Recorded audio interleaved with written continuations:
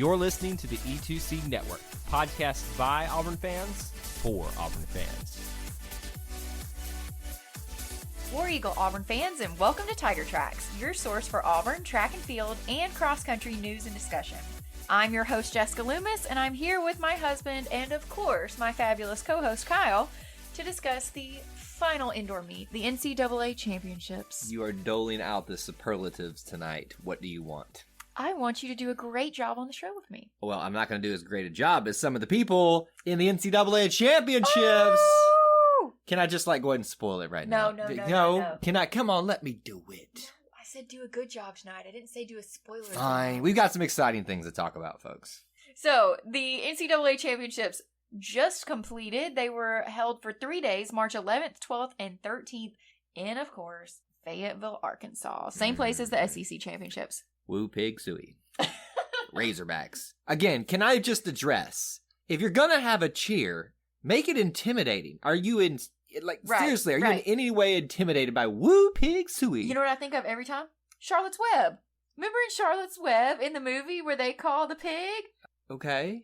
Do they say woo pig suey? Is that what they say? They say woo pig. I have no recollection of that whatsoever. That is not where my mind went. Charlotte's Web. Anytime I hear their call, I just think of barbecue and that I'm hungry, and that's all it makes me think. That's fair too. So anyway, that's your side note, your tangent that we usually go on for the show. Well, there's lots of tangents. So, do you know how many people from Auburn competed? I believe you told me this. Okay. Let me see if I get it. We had 4 men and 2 women for a total of 6 competitors from Auburn in the NCAA indoors. Now, if you can name all 6 without looking at my notes, I will be my goodness. So impressed. Okay, all right, here we go. Hit the women. That'll be easy. But I was right. Four yes, men, 2. Okay, so the women, Maddie Malone and Joyce Kimeli, hands down. Perfect. Know them. They have been our superstars all season. Now the men, this might be tricky, but I think I got it. I think you got it too. I know Dante Brown, Yep. the sprinter. Yep. Alex Spiridonidis, because of his name. Yep. And he's our heptathlete. Ooh, good job. Ooh, heptathlete. There's a new word there. We have James Corson. Yep. On pole vault. Yep. And then, oh my gosh, Kyle, I've got it. Hold on. Just give me 1 second here. I know this, and I should know this. Dontavius Hill. Great job. High jump. Yes. Great job. Got it. But now, what were Joyce and Maddie competing in? Maddie was weight throw. Of course. And Joyce was all kinds of thousands of meters of runs. 3,000 meter and a 5,000 meter. Jeez. So set 6 total competitors, but yes. Really we had technically 7 events being Correct. run. Because Joyce competed in 2. And technically, if we go even further, in a heptathlon, we had 7 events. So if you really want to get technical, math is really hard. I'm trying to do it in my head right now. 13 events? 13 events total. No, with the extra one for Joyce would be 14 events.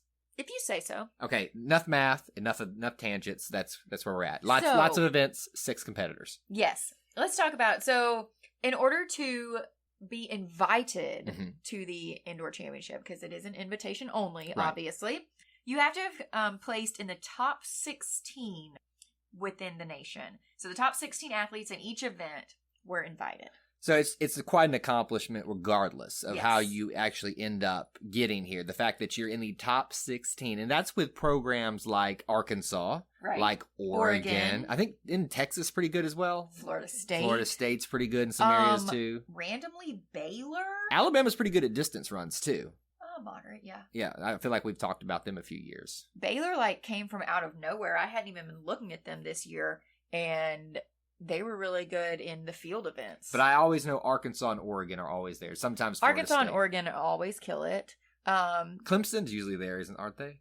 Oh, yeah. I mean, every school pretty much is there. It's just how many athletes. But, Oregon goes back all the way. To the Nike founder. Years, Steve Prefontaine. We're back, all the way back in the 60s and 70s. And so they've just been a powerhouse for the last 50, 60 years. Well, not anymore, because Auburn is on the incline in terms of sending more and more athletes there. So look out. Yeah, this is the most that we've ever sent in our time of doing the show, right? I feel like we've sent 2 max in our years of doing this together, and even when Whitney was your co-host. Yeah, I don't remember Whitney and I ever talking about indoor championships this much. No, definitely not. Outdoor was different, but indoor we definitely were kind of at least we have outdoor. We get to go to outdoor. But now we are celebrating indoor, and can I just say, let me compliment are ladies and gentlemen of the team here.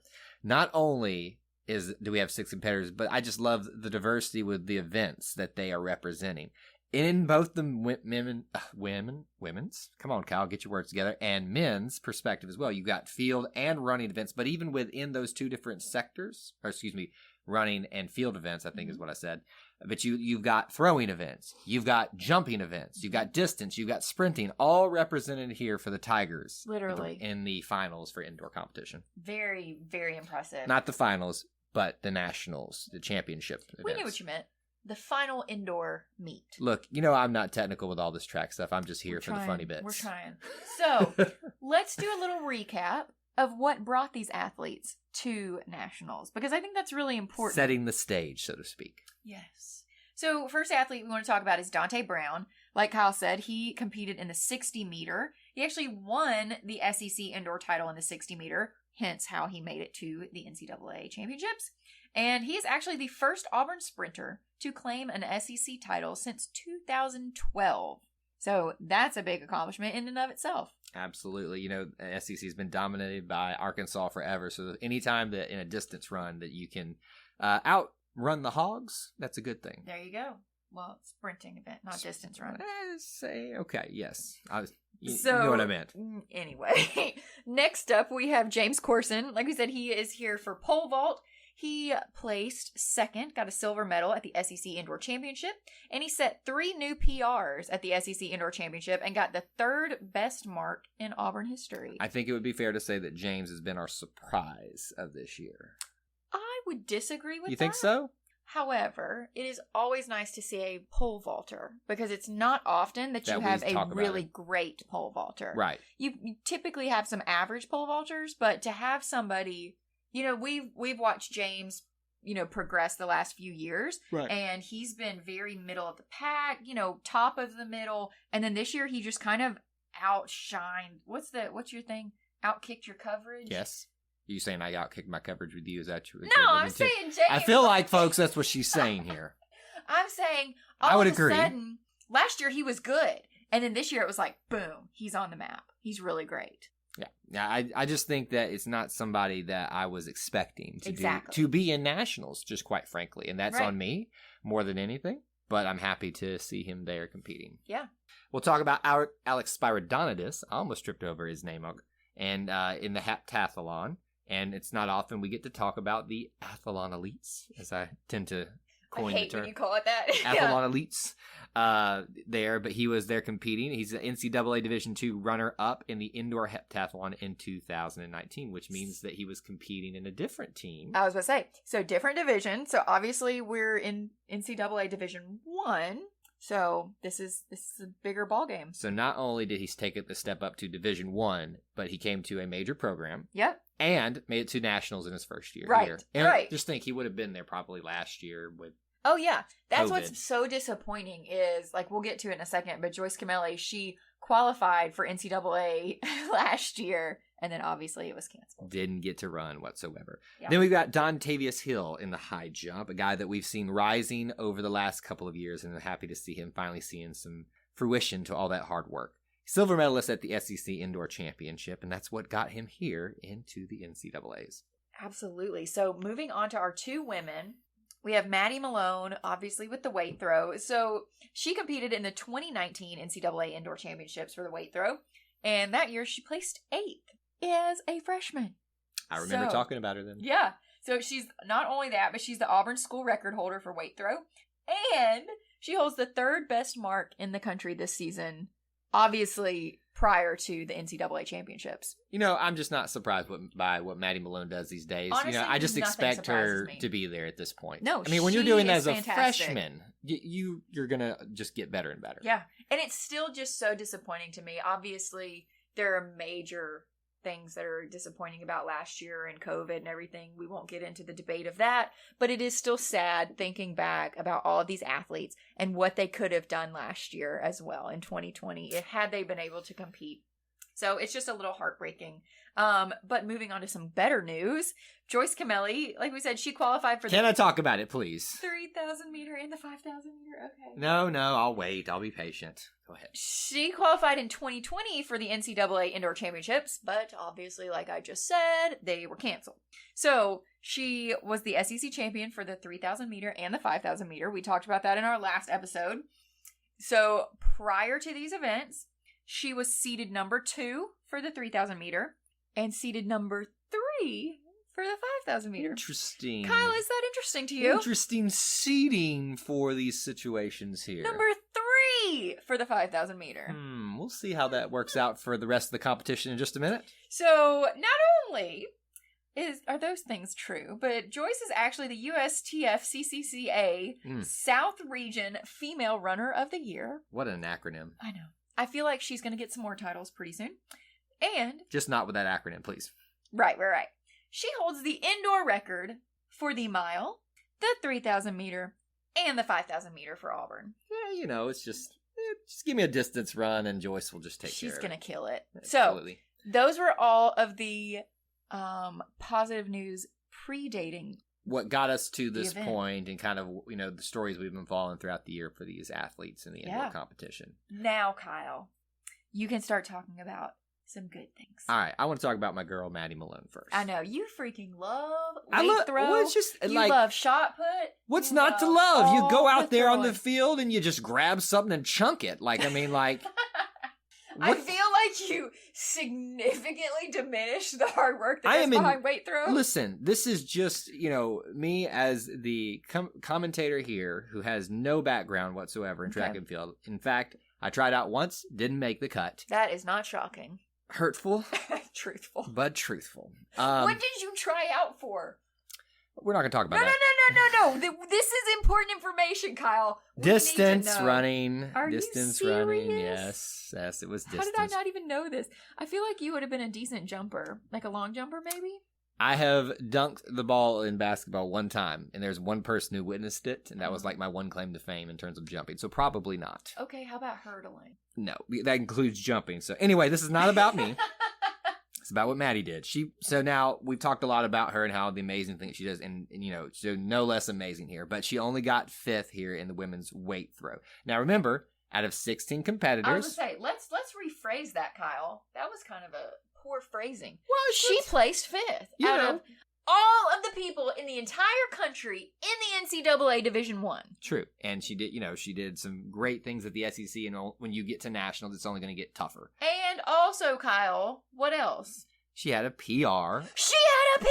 You need to say that. 22.16 meters. I couldn't get to it fast enough for Jessica. Because that is amazing. So, obviously, with this type of performance on a national stage, it gets you other honors as well. She's now the highest placing Auburn woman in school history in the weight throw period. Yes. Also earned her 3rd All-America honors. She's the first Auburn woman to be a 3-time All-American since Auburn hurdler, and Jessica went to history lesson on this one, Samantha Scarlett in 2014 and 2016. Through 2016, excuse me. And I remember hearing about her doing that back then. Well, there you go. So your girl Maddie Malone, 5th place finish, All-America ×3, and a PR. That's what's up, my lady.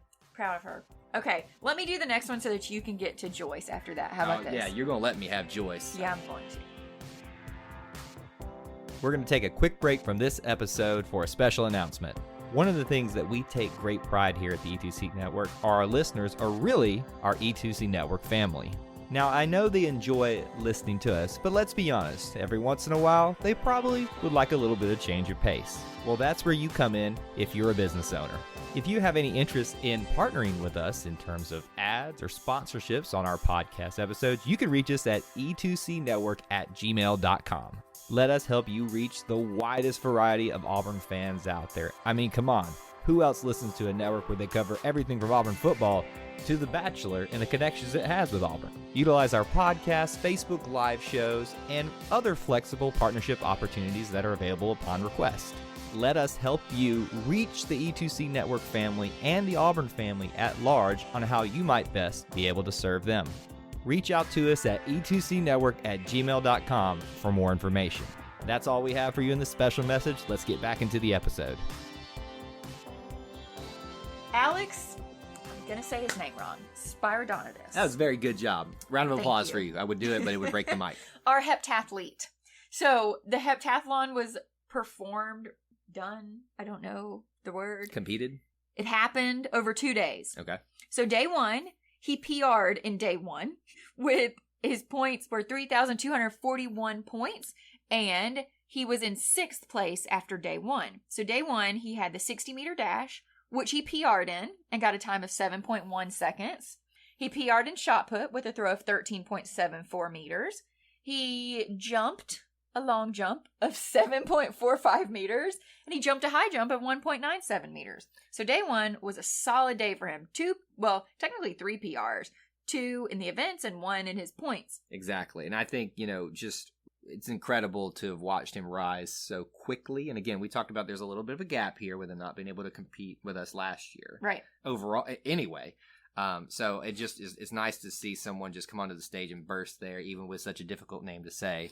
And he's doing big things already. I mean, he's 6th in day one out of 16 competitors. Right. That's already in the top, almost the top third of the competitors. So moving on to day two, he actually ended up finishing final place was 5th place. So he moved up and he PR'd with a total point number of 5,863 points, which is the 4th best ever total by an Auburn athlete in the heptathlon. So the final 3 events were the 60-meter hurdles. He got a time of 8.29 seconds. His pole vault was a vault of 5.06 meters, and the 1,000-meter dash was a time of 2 minutes, 48.38 seconds. I'm looking how they spread out the events here, and I like how they did it. You got jumping, running, and throwing on day one, and then you've got running and jumping, and then running, and then jumping again all on the end day for all of the events, how they're spread out. So you're saying hurdling is running and jumping. Not running and jumping. I mean, is it not? What are you calling vaulting? Vaulting, it would be jumping. Okay. Wouldn't it be? It would be, or hurling yourself. Wait a minute. Would a vault be a throw because you're throwing yourself?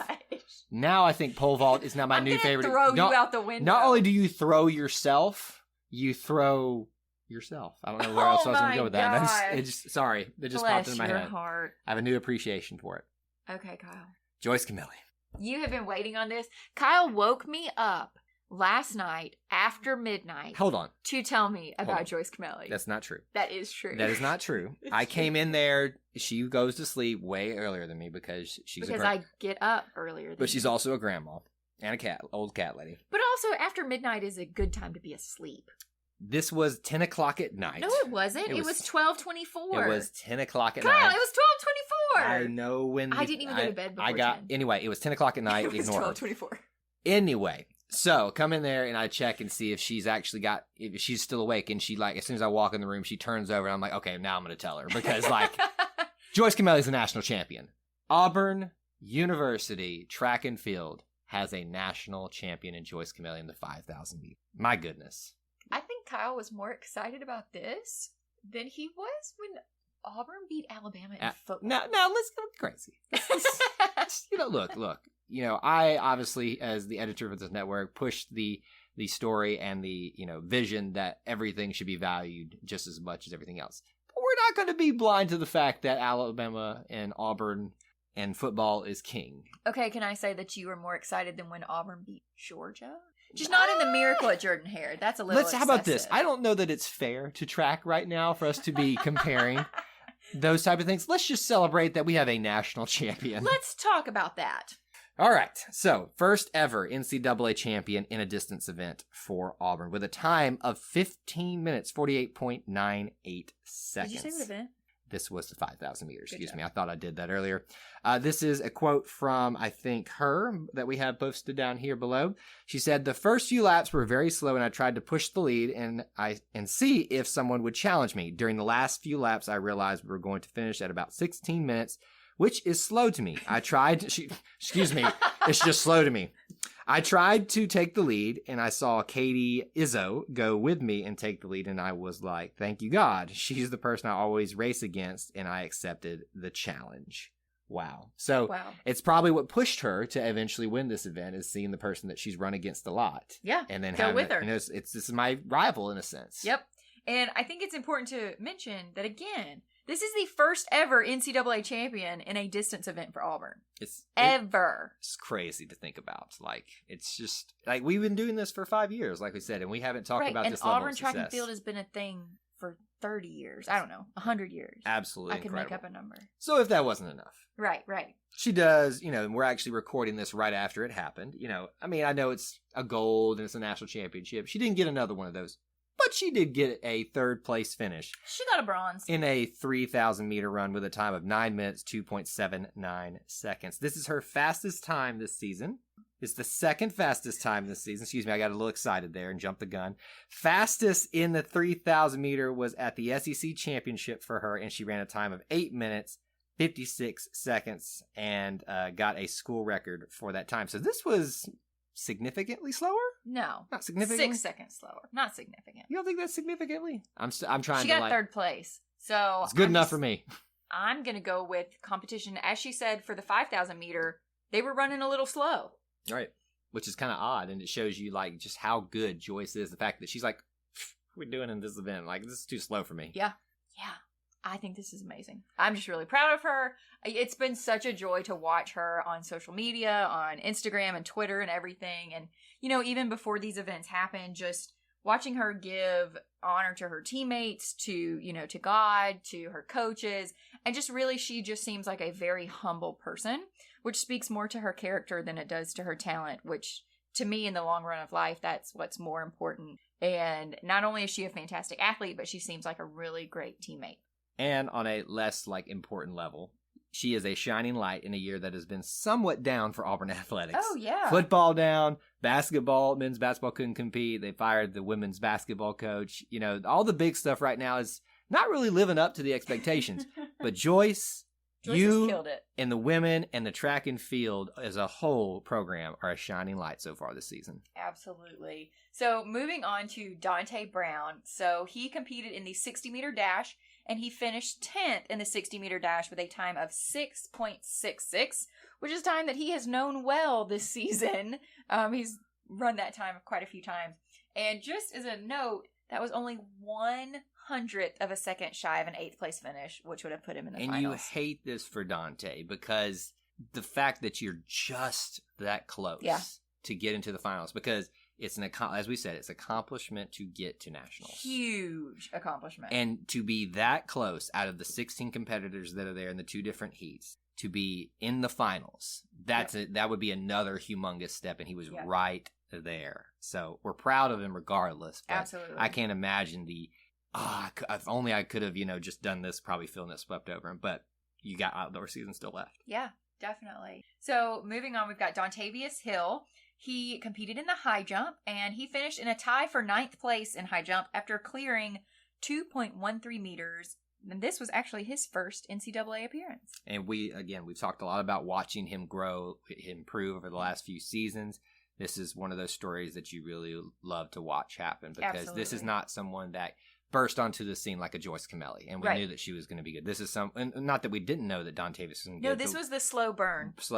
And then finally, here at the top, he's rising to the occasion, and he's, obviously didn't get a first, second, third.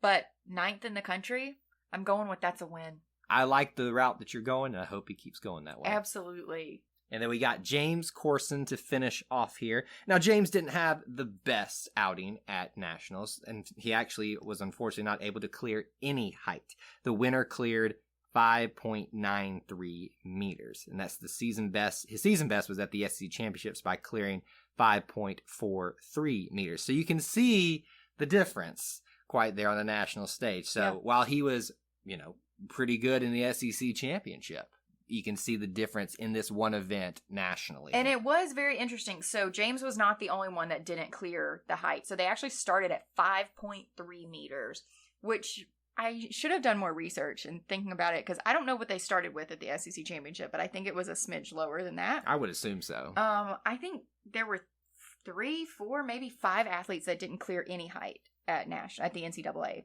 for pole vault. It tells you that this is an area nationally that is very strong competitively. Yeah. And it's tough to, win at all in this event on a national stage. But the fact that you're there, again, we keep saying that, and I just want to reiterate it, the fact that you're there as one of the 16. Yeah. That's an accomplishment. In the country. Like, that's what we just have to... This is not the top 16 in Alabama. This isn't the top 16 in the SEC. This is the entire country where, like Kyle said, you've got Oregon and Arkansas and apparently Baylor, who is bomb at pole vault. You've got all of these, Florida State, all of these random schools that are really, really good at some of these events. So to be in the top 16, regardless of the event, that is a major accomplishment. And we couldn't be prouder of these 6 athletes. And I know that they are so proud of each other and their families and their coaches, and just everybody is just celebrating alongside them. If you had told me the indoor season would be this exciting, I would have laughed at you. Honestly. And I know that, like, track and field is not the most exciting thing for people. But if you are not paying attention this year, you need to be getting on board, because this is just indoor season. And I'll tell you, so... Outdoor season's coming. Apparently we missed, we couldn't see the events, but there's going to be a replay tomorrow on ESPN. I'm watching the Joyce run. Oh, we're going to record it too.